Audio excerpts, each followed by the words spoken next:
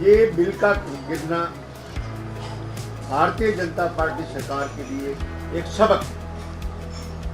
संविधान संशोधन को लागू करने से सरकार को हार मिली है, चाहे हार स्वीकार करे ना करे। इनकी रणनीति देखना हाथी के दांत दिखाने के और आने के और, कहते कुछ है करते कुछ है।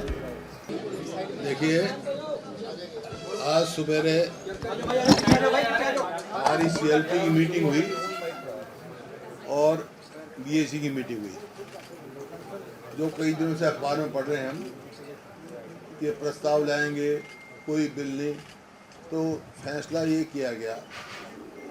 BAC में भी हमने मांगा तो प्रस्ताव की कॉपी दे दो, क्या लाना चाहते हैं। अगर प्रस्ताव आप ये लाते हो कि 2023 में जो प्रस्ताव पास हुआ था वुमेन रिजर्वेशन का, वो लागू करना यूँ का यूँ तो हम बिल्कुल समर्थन में हैं, लेकिन उन्होंने दी नहीं। लेकिन इसी वास्ते CLP मीटिंग में ये फैसला किया गया कि ये सेशन हम बाईकाट करेंगे कांग्रेस पार्टी, क्योंकि विधानसभा जो है वो झूठे प्रचार और प्रोपेगेंडे का स्थान नहीं है, सदन नहीं है, प्लेटफॉर्म नहीं है। इसकी गरिमा की रक्षा करना हमारा सबका फर्ज है। विधानसभा के अधिकार क्षेत्र से बाहर है ये जो लेके आ रहे हैं, ये विधानसभा क्षेत्र से बाहर है। प्रदेश के लोगों के लिए बनती है विधानसभा, उनके हित पर चर्चा करने के लिए स्थान है। किसी पार्टी की राजनीतिक निर्देशों का पालन करने का स्थान नहीं है कि आज पार्टी ने निर्देश दे दिया कि ये प्रस्ताव ले आओ, सारे विधानसभा में ले आओ। इस विधानसभा के संचालन में प्रदेश के लोगों की मेहनत और पसीने की कमाई से पैसा लगा हुआ होता है। उसे अपनी पार्टी के राजनीतिक कार्यक्रम पर नष्ट ना करें। विधानसभा का विशेष स्तर बुलाकर उन्होंने जो अपने आप की जो गरिमा है जो है विधानसभा की, उसको ठेस पहुँचाया है और प्रदेश को आर्थिक नुकसान पहुँचाया है। इस वास्ते हम इसको बाईकाट कर रहे हैं, क्योंकि इनकी नीयत भी ठीक नहीं है। जब 2023 में पास हो गया और 28 सितंबर 2023 में पब्लिश हो गया प्रेसिडेंट के एसेंट करके, फिर उसमें एक लाइन अड़ाना कि नोटिफिकेशन कब होगा। स्पेशल सेशन बुला के 16 तारीख को, कितने महीने के बाद नोटिफिकेशन किया है, रात को। तो ये इस किस्म की जो है नीयत दर्शाता है। उनकी महिलाओं के आरक्षण देने की कोई नीयत नहीं थी। अगर नीयत होती तो उसी समय में वो जो था 23 में कर देते। बाद में अब 2011 का ला रहे हैं। इस प्रकार की कई सवालियाँ हैं कि हमारे बत्रा साहब सारा ब्रीफ करेंगे आपको। इस वास्ते हमने बाईकाट किया है और इसके बाद हम बाहर अपना सेशन अपना अलग से चलाएंगे और सभी साथी अपना अपना विचार रखते हैं। फिर बाद में कोई सवाल पूछना तो बता दूंगा। आपने ला के हिसाब से बोल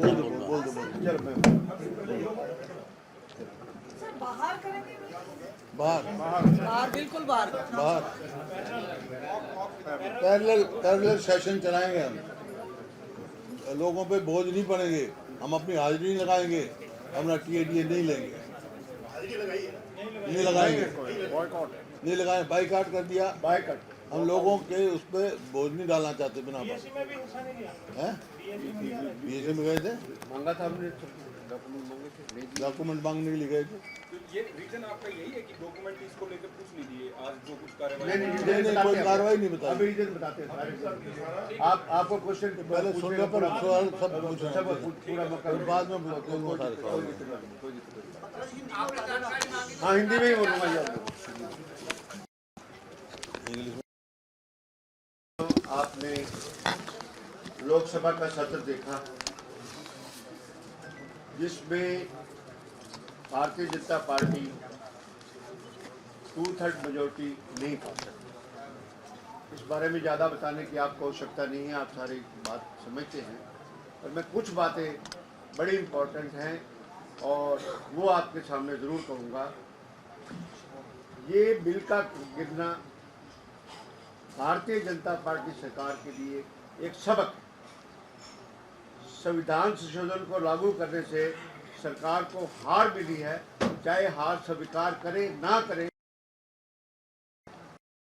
ये सबसे स्वागत के योग्य है कि जो वहाँ पर पार्लियामेंट के अंदर पास हुआ और जो इंडिया गठबंधन ने वहाँ पर एकता का परिचय दिया। 17 अप्रैल को सरकार ने विधेयक को आगे बढ़ाने से इनकार कर दिया, ये बहुत बड़ा क्वेश्चन मार्क है।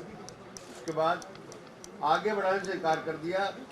उनका उद्देश्य, जिसका उद्देश्य 2023 के कानून से महिला आरक्षण को विस्तार देना था। सरकार ने दशकों से चल रहे मुद्दे को जानबूझ के ठहराव लगा। यह धारणा क्रम सरकार के लिए एक सीख है। किसी भी बड़े सामाजिक राजनीतिक सुधार लागू करने से पहले व्यापक सहमति, पारदर्शिता और संस्थागत मजबूती को सुनिश्चित करना बहुत आवश्यक होता है। उसके बाद डिलिमिटेशन एक्ट को बलपूर्वक तरीका अपना के उन्होंने पास करवाना चाहा और इस बिल का विफल होना ये तय था। भारतीय जनता पार्टी ये जानती थी कि हम 2/3 बहुमत नहीं जुटा सकते और 528 सदस्यों ने मत में भाग लिया, 298 ने पक्ष में दिया, 230 ने विरोध में दिया और 2/3 मेजोरिटी के लिए सरकार को 352 मेंबर चाहिए थे। जब 2026-27 की जनगणना जारी है, आपके सामने है, सेंसस शुरू हो चुका है, तो इस कंट्रोवर्शियल कॉन्स्टिट्यूशनल अमेंडमेंट को लाने की क्या जरूरत थी। उसके बाद महिला आरक्षण पर की क्या जरूरत थी। इसका मकसद विचित्र, धुंध और भ्रमित करना है और कुछ नहीं, भ्रमित करना है। इसमें बीजेपी ने संसदीय प्रक्रिया का उपहास बनाया है, सीधी सी बात तो ये है। और जब यह इंडिया गठबंधन का श्रेय है कि इस तरीके से एकजुट होकर खिलाफ में मुतहद। अब आते हैं कि आज के इसके डिलिमिटेशन के मुद्दे से पहले आपको ये बताते हैं कि आज इस सदन का आज जो बुलाया गया है, इसका बायकॉट क्यों किया, क्या औचित्य था इसको बुलाने के लिए। ये पीछे से डायरेक्शन आ रही है इनको कि ये करो वो करो। सबसे पहले बात यह है, इन्होंने इलेक्टोरल रिफॉर्म्स के ऊपर यहाँ पर संकल्प पत्र लाने की कोशिश की। हमने कहा कि ये ईसीआई का मुद्दा है, ये हमने कहा कि ये सेंट्रल रिप्रेजेंटेटिव एक्ट का मुद्दा है। इन्होंने बात नहीं मानी और यहाँ पर ये कहा कि हम इसको करेंगे। और इसी प्रकार राजस्थान के अंदर कांग्रेस ने प्रस्ताव लाया और वहाँ पर स्पीकर ने रूलिंग दी कि सेंटर का मामला। अब दोनों में विरोधाभास है। उसके बाद क्या था, मनरेगा का इशू आया, मनरेगा का बिल आया, फिर संकल्प पत्र ला रहे। मतलब क्या ये समझते हैं विपक्ष बेवकूफ है क्या। संकल्प ला रहे। मनरेगा में जो अमेंडमेंट किया that was central act, that was not a state act, और उसके रिप्रिकॉशन क्या थे क्या नहीं थी उसके बारे में प्रस्ताव लाना बिल्कुल था। उसके बाद वंदे मातरम को ये लेके आई थी। इसीलिए इनकी एक आदत बन चुकी है कि जो कॉन्स्टिट्यूशन में वैलिडिटी नहीं होती है उसके हिसाब से ये लाने की कोशिश करते हैं। आज इसमें दो पहलू हैं। चुनाव आज क्या नाम है, म्युनिसिपल कमेटी, म्युनिसिपल कॉर्पोरेशन के लोकल बॉडीज के चुनाव हो रहे हैं। चुनाव के अंदर सत्र बुलाना, ये यहाँ पर नहीं, ये यहाँ पर भी जो सेक्टर में भी सत्र आया था वो भी एक वोट लेने की नीति और उसके करने के लिए जिसको इंडिया गठबंधन ने फॉइल कर दिया उस बात के लिए उनके अटेम्प्ट को। जब 4 स्टेटों के अंदर चुनाव थे तो उस टाइम इमरजेंसी उस दौरान 15, 16, 17, 18 को स्पेशल सेशन बनाने की क्या जरूरत थी। वो सेशन मई के अंदर भी बढ़ाया जा सकता था, सभी बातें वहीं की होती थी। इसी बात का भरम लेने के लिए कुछ है। और प्राइम मिनिस्टर पता नहीं कैसी कैसी बातें करते हैं उनमें, और ये वंदे मातरम का आज का डिसीजन सीएलपी ने बड़ी सोच समझ के लिया। इस प्रथा को ख़त्म करने के लिए किया कि कोई चीज़ अनकॉन्स्टिट्यूशनल ना हो। सेकेंडली ये जो बिल आ रहे हैं चुनाव है, जो ये संकल्प पत्र जिसका सीएलपी ने ये बात के लिए, इस बात के लिए कहते हैं कि हम नहीं ला रहे, हमने ये शब्द नहीं लिखा, तो इधर से तो कहते हैं हम संकल्प नहीं ला रहे, इधर से हमने ये शब्द नहीं लिखा। इसका मतलब कि you are keeping close your chest, आप उसको क्यों नहीं 10 मिनट पहले भी आप संकल्प पत्र नहीं दे रहे, ये कुछ है उस संकल्प पत्र में जो ये निंदा प्रस्ताव या ये कहेंगे कि सेंट्रल में इंडिया गठबंधन ने वोट क्यों खिलाफ किया, क्या वो स्टेट का मुद्दा है? क्या आप लोग आरक्षण दे सकते हैं? क्या आप आरक्षण की वो बात कर सकते हैं? इसीलिए ये मजबूरन इस बात के लिए करें। उसके बाद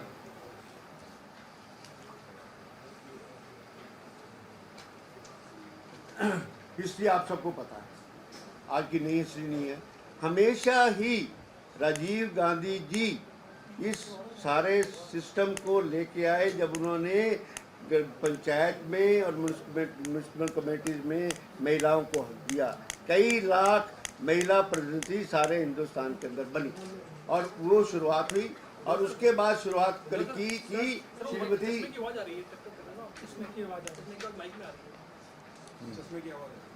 श्रीमती श्रीमती सोनिया गांधी जी ने। और पहला बिल जो था वो आया 1996 के अंदर, फिर आया ये सभी बिल कांग्रेस के है, फिर आया 98 के अंदर, फिर आया 99 के अंदर, फिर उसके बाद 2008 के अंदर आया और आखिरी बार 2010 में राज्यसभा ने पास कर दिया और लोकसभा में पास नहीं किया। आज ये नए नए नारे देते हैं, आज नारी नंदन अभी लोकसभा में वोट कभी नहीं हुए आपके पास नहीं करा, वोटिंग नहीं हुई, वोटिंग लैप्स हो गया, लैप्स हो गया, बिल्कुल ठीक बात है, वो लैप्स हो गया, ठीक है, I am subject to correction, वो लैप्स हो गया, राज्यसभा ने उसको पास किया। अब मैं कहता हूँ कि अब 2023 का एक्ट पे आते हैं। 2023 में इन्होंने कहा कि 33% रिजर्वेशन, साइमल्टेनियसली उसी 33% में महिला में शेड्यूल कास्ट और शेड्यूल ट्राइब को भी उसी रेशो के अंदर वो प्रस्ताव लेके आए। हमने उसका वेलकम किया, हमने उसका सपोर्ट किया। 454 वोट पक्ष में मिले, सिर्फ 2 वोट खिलाफ थे और कोई वोट खिलाफ नहीं गया। उस बात की हमारी जो फीलिंग है, हम चाहते हैं, इसलिए हमारी उस टाइम सपोर्ट न करते ये बिल पास थोड़ा होता।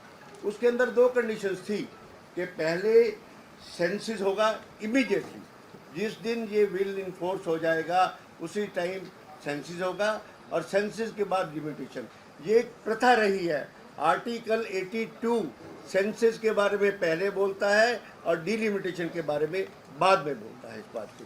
उसके बाद ये इन्होंने 2026 का एक्ट लेके आए 2030 को। और सबसे बड़ी बात है, जैसे उड़ा साहब ने बताया कि 16 तारीख की रात को 10:30 बजे नोटिफाई हो रहा है, जो नोटिफाई नहीं, जिसमें ये अमेंडमेंट नहीं ला सकते थे।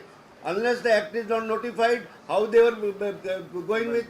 इनको अपनी गलती उस टाइम महसूस हुई कि एक्ट तो ला रहे हैं, अमेंड तो इसमें कर रहे हैं, सब कुछ जा रहे हैं, ये तो हमने नोटिफाई नहीं किया। 3 साल तक इसको क्यों रखा गया, इस बात का जवाब चाहिए इस बात के लिए। और उसके बाद अब 2026 का एक्ट आता है। इसमें बड़ी अजीब बात है, इस बात के लिए बड़ी अजीब बात है कि डिलिमिटेशन कमीशन एक्ट करेगा पर आज से 15 साल की पहली पॉपुलेशन पे एक्ट करेगा। This is murder of democracy. इससे ज्यादा क्या प्रजातंत्र के साथ कुठाराघात होगा कि वो कर रहे हैं। उसके बाद डिलिमिटेशन आएगी सीट आफ्टर डिलिमिटेशन 211। और उसके बाद आखिरी से संदर्भ में इस बात की मैं बताता हूँ, श्री अटल बिहारी वाजपेयी जी प्रधानमंत्री थे और क्योंकि पहले भी मैं आप सारी डिविजन कहूँगा कि 1952 डिविजन हुआ, 62 में हुआ, 50 में हुआ, फिर उसके बाद 72 में हुआ, 72 के बाद 2002 में हुआ। इतनी डिटेल बताने में ज़्यादा वो लगे आपको। हाँ हुआ उसमें, पर उसमें ये है कि उन्होंने ये कहा कि अरुण जेटली जी ने हाउस के अंदर ये कहा कि माइग्रेशन ऑफ द पॉपुलेशन काफ़ी ज़्यादा हो रही है, पॉपुलेशन स्टेबलाइज नहीं हो रही है इस बात के लिए। और हम आज के दिन में 2002 में 546 सीटों को फ्रीज करते हैं और साथ में 2026 फिक्स करते हैं कि 2026 के अंदर नेक्स्ट डिलिमिटेशन होगा। 2000 और 2002 का जो लिमिटेशन वाजपेयी सरकार ने किया वो 2001 की सेंसस के ऊपर किया। देखिए 11 साल पहले की सेंसस और कहाँ 1 साल की उन्होंने सेंसस के ऊपर वो किया। उसके बाद जब 2026 में इन्हीं की सरकार ने ये कहा कि ये डिलिमिटेशन होगा, डिलिमिटेशन से पहले सेंसस ज़रूरी है, तो ये सरकार कहाँ सोई हुई थी इतने साल? 14 में ये पावर में आ गई थी और 2020 में इनको सेंसस शुरू कर देना चाहिए था। बहाना आया कि ये क्या कोरोना 2022 के मध्य में समाप्त हो चुका था। 3 साल थे, 3 साल ना आने के बाद उन्होंने बाद में इसको, अब ये अगर 24 में भी सिंसियरली सेंसस शुरू करते तो 25 तक 25 बाद बहुत बड़ी प्रक्रिया होती है। हर एक आदमी का इफेक्ट होता है, नारे देता है मैं Amit Shah one vote one value की जरूरत है, डिस्टेबलाइज कंट्री हो जाता। उसके लिए समय चाहिए होता है। 2002 के कमीशन ने 6 साल लिए, 6 लॉन्ग ईयर्स फॉर डिलिमिटेशन। 2008 के अंदर डिलिमिटेशन का फैसला आया और 2009 के अंदर चुनाव हुए।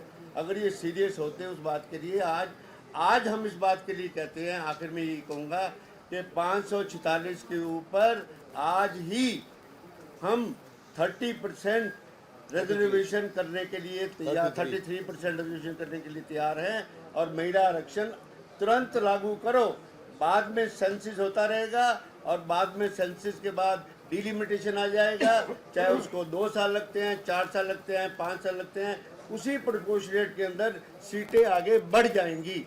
पर सरकार की नीयत नहीं है, मोदी की नीयत नहीं है, इनकी करनी में, और एक बहुत बड़ी राजनीतिक साजिश थी। ये हमेशा इस सत्ता में रहना चाहते हैं, ये सारे कंट्री को इम्बैलेंस करना चाहते हैं, आपस में इम्बैलेंस करना चाहते हैं। साउथ और नॉर्थ की डिवाइड की भी एक कॉन्स्पिरेसी है। वो कहते हैं कि 816 850 सीटें, किस बिना पर, किस इंफॉर्मेशन के ऊपर, किस हिसाब से पार्लियामेंट के अंदर ये कानून लाया गया कि 850 सीटें? क्या सीटें बाद में डिलिमिटेशन कमीशन की कंसल्टेशन से, और डिलिमिटेशन कमीशन को जाना चाहिए सेलेक्ट कमेटी के पास।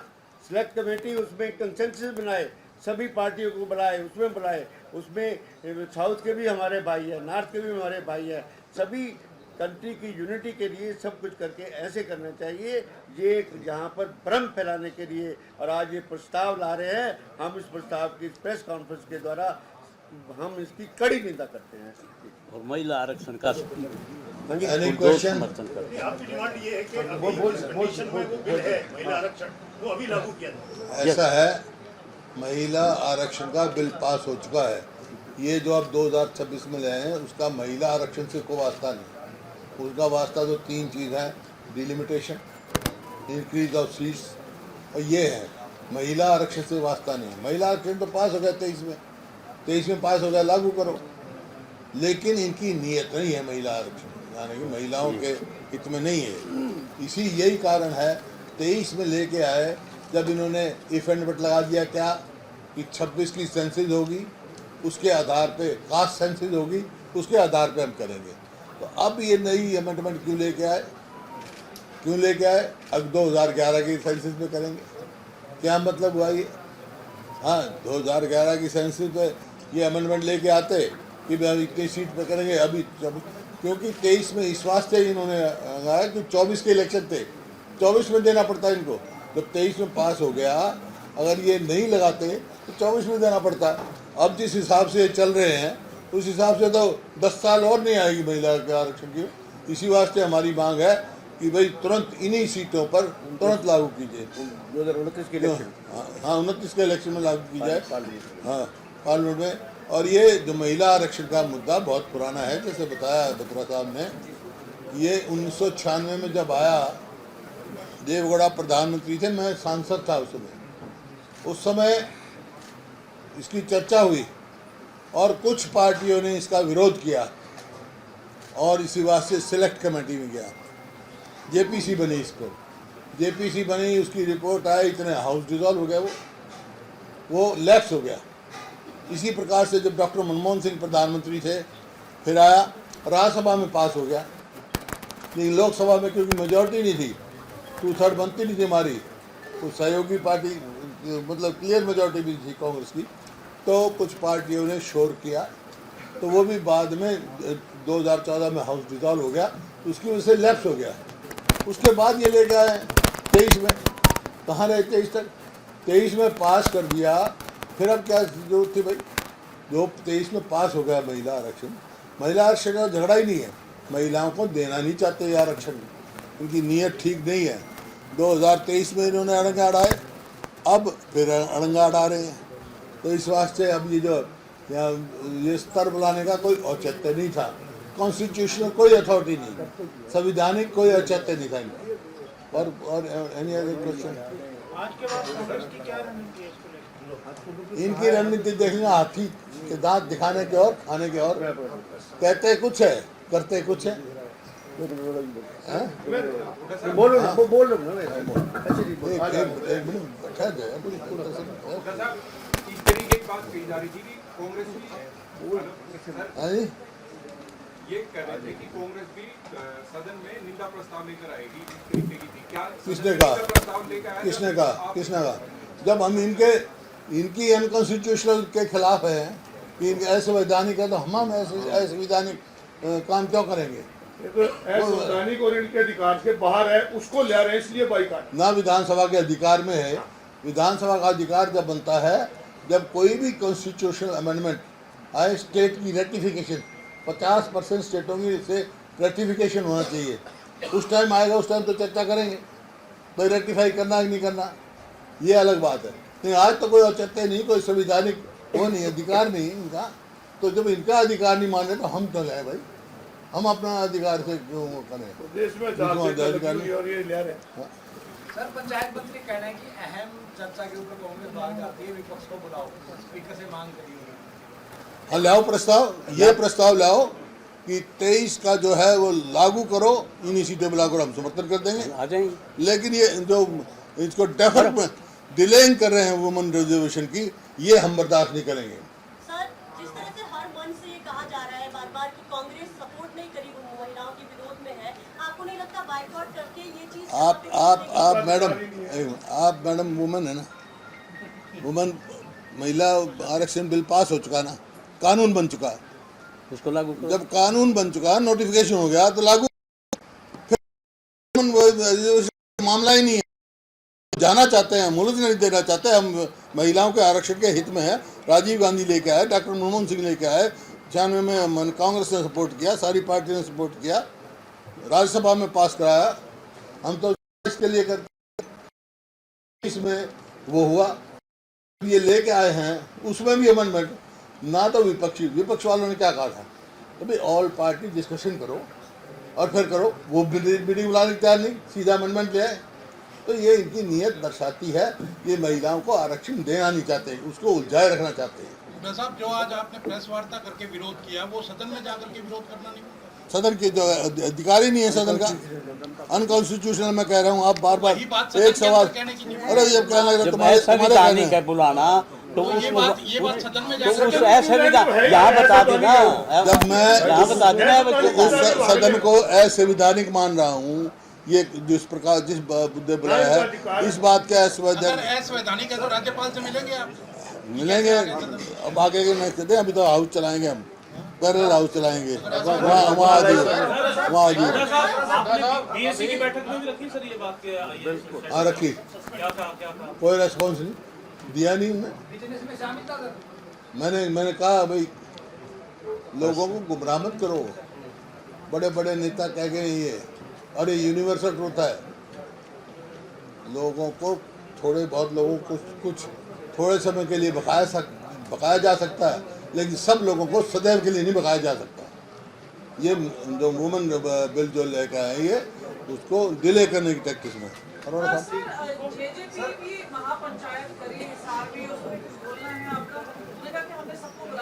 किस नाम की? जेजेपी पंचायत के मामले में क्या कर रहे हैं? महापंचायत कर रही है सर छात्रों की मांग। बीजेपी की मीटिंग।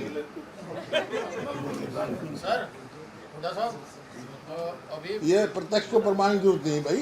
अभी तो बयान आया था उनका, जो जेजेपी जो नेता हैं खट्टर साहब ने कहा राज्यसभा में लड़ दो। ये आपको प्रत्यक्ष को प्रमाण की जरूरत है क्या? आप लोग इतने समझदार जर्नलिस्ट हो, पढ़ते हो गए, आपके लिखे हुए आपकी खबरें जो भी पढ़ते हैं। पर अब तो ये इश्यू दूसरा है, बता दिया मैंने आपको। सर औपचारिक तौर पर क्या आपको ये जानकारी मिल गई थी कि कोई ऐसा प्रस्ताव नारी बंधन को लेकर आने वाले हैं? नारी सारे अखबारों में पढ़ रहे हैं हम, इनकी नीयत बढ़ गई। वहाँ मैंने पूछा भी मुख्यमंत्री से। एक ग्रुप डी को लेकर के भी सर एक जो पदोन्नति का बिल जो है सरकार लेकर के आ रही है, देखिए रहना चाहिए था। वो भी समय की बात, हम उसके विरोध में नहीं है ग्रुप सी डी के, लेकिन आज आचार संहिता लगी हुई है। हमारा ये कहना भाई ग्रुप सी डी का भी लेके आओ, साथ जो वायदा किया है तुमने कि 1,20,000 HKR को हम रेगुलाइज करेंगे, वो भी लेके आओ। उनके साथ धोखा क्यों? चुनावी वायदा तो ये कर दिया। और अब अरोड़ा साहब आप बोलो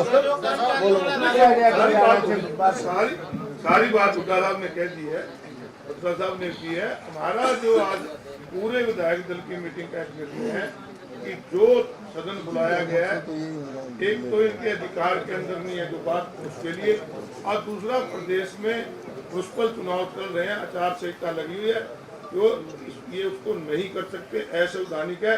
इसके विरोध में हमने इस सदन का बाइकाट। और हम जो वहाँ चलाएंगे ना, उसकी अध्यक्षता डॉक्टर रघुवीर सिंह का अध्ययन करेंगे।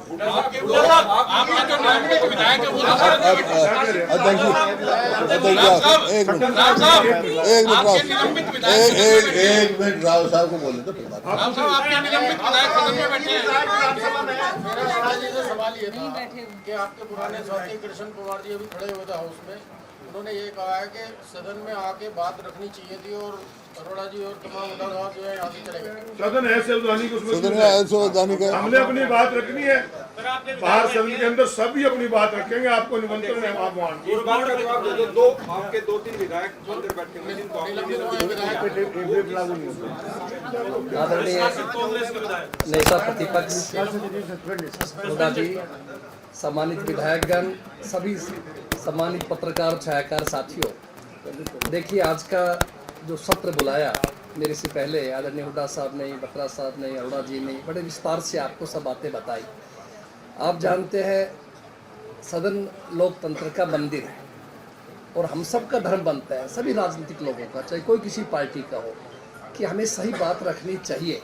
लेकिन अगर कोई असंवैधानिक बात है, आप चुनाव चल रहे प्रदेश के अंदर नगर निकाय के, साथ में ये विषय हमारा प्रदेश का विषय नहीं आता, ये विषय भारत सरकार का, केंद्र का है।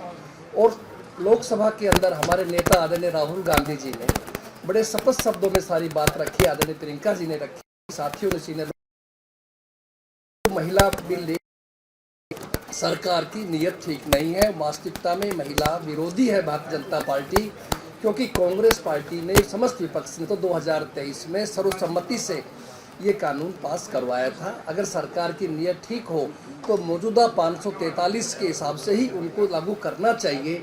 लेकिन आप 2011 का सेंसस की आड़ लगा करके आप ये परिसीमन का असली कर्म कर रहे महिला आरक्षण की आड़ में। इसलिए हमारे नेता ने कहा था कि ये गरीब लोगों के साथ, दलितों के साथ, पिछड़ों के साथ अन्याय है, और ख़ास तौर से उन राज्यों के साथ। हमारे वरिष्ठ एडवोकेट आपकी ओर से कांग्रेस के सांसद से अभिषेक मनु संघवी जी ने भी आपके पत्रकार साथियों माना गुप्ता जी के मंच पे बोला था कि अगर 850 सीटें बनाते इनके मुताबिक, तो उसमें से 198 ही साउथ के 5 प्रदेशों को जा रही है, बाकी सारी नॉर्थ को है। इसलिए संविधान ये कहता है सबको साथ लेके चलना चाहिए, चाहे वो जाति हो, धर्म हो, क्षेत्र हो, प्रदेश हो, सबको साथ लेके चले। इसलिए कांग्रेस का ये मत था कि हम महिला पक्ष में, हमेशा कांग्रेस पार्टी ने महिलाओं को पक्ष दिया है, सम्मान दिया है। और इस बात का उदाहरण है कि नगर निकाय चुनाव के अंदर भी हमने 80% महिलाओं को टिकट दी है, और हमारी मैनिफेस्टो कमेटी चेयरमैन भी बहन गीता भुक्कल जी रही। तो इसलिए ये सब चीज़ें दर्शाती है कि कांग्रेस महिलाओं के पक्ष में है। जानबूझ के भारतीय जनता पार्टी इस तरह के प्रस्ताव ला करके एक फिजूल में जो है अननेसेसरी खर्च कर रही है, प्रदेश पर खर्चा डाल रही है, हम उसका विरोध करते हैं। इसीलिए सर्वसम्मति से आज विधायक दल की मीटिंग में फैसला हुआ इसका बहिष्कार करने का। देखिए एक मिनट, जहाँ तक महिलाओं का है सम्मान, कांग्रेस ने किया है। देश की पहली राष्ट्रपति ने बनाई, देश की पहली स्पीकर इन्होंने बनाया, देश की पहले मुख्यमंत्री इन्होंने बनाई, कांग्रेस ने पहली पार्टी की अध्यक्ष पहली पार्टी की अध्यक्ष एनी बेसेंट। हाँ एनी बेसेंट बनाई, सोनिया जी रही, सुचिता को बता दिया मुख्यमंत्री बनाया था, बोल तो दिया। ये देखिए, और इन्होंने कोई एक बताया अपनी पार्टी के अध्यक्ष बनाई हो, कोई मुख्यमंत्री बनाया हो, कोई स्पीकर बनाई हो। महिलाओं के तो ये हक में है ही नहीं। और अब भी जो उनको प्रमोशन मिलनी चाहिए थी ये नहीं है। उन्होंने कह दिया इतनी 33% बढ़ेगी, वो सीट बढ़ा दो, वो तुम उनका हिस्सा दो, जितना बनता है वो दो। सवाल गोल हो गया, वो सवाल गोल हो गया जो आपके निष्कासित विधायक बैठे हुए उसका जवाब दो। सर अभी एक तो मुख्यमंत्री जी ने ये क्या? कहा सर कि आपके जो क्या? दो विधायक बैठे हैं सर आपके अभी सदन में, उन्होंने कहा कि विपक्ष के जो विधायक बैठे हैं तो हम इस पर चर्चा करेंगे। कौन है वो? सस्पेंडेड है, नहीं, उन्होंने कहा कि पार्टी को उसको अधिकार नहीं है। पार्टी के माने जाएंगे सर, सस्पेंड है तब भी तो पार्टी विरोधी थ्री लाइन विप नहीं कर रखा हमने। सर आपने विधानसभा को कोई लेटर भेजा है कि वो हमारे विधायक नहीं है? विधायक क्यों नहीं? विधायक कांग्रेस के हो लेकिन सस्पेंडेड है। 3 लाइन विप उनका लागू होगा। कांग्रेस के नाम से बोल सकते हैं? नहीं, कांग्रेस में बोल सकते, बोलेंगे। वो तो पता है उनको, जब भी तो सस्पेंडेड है। जब वो मिले हुए हैं, पता लग गया कहाँ उनकी आस्था है। उनको चाहिए, जिन लोगों ने कांग्रेस को धोखा दिया कोई बात नहीं, उन्होंने लोगों को धोखा दिया जिन्होंने चुन के भेजा है। उनको चाहिए इस्तीफा देके, जो यहाँ बैठे हैं इस्तीफा देके चुनाव लड़ना चाहिए उनको। पार्टी का बात तो है ना सर।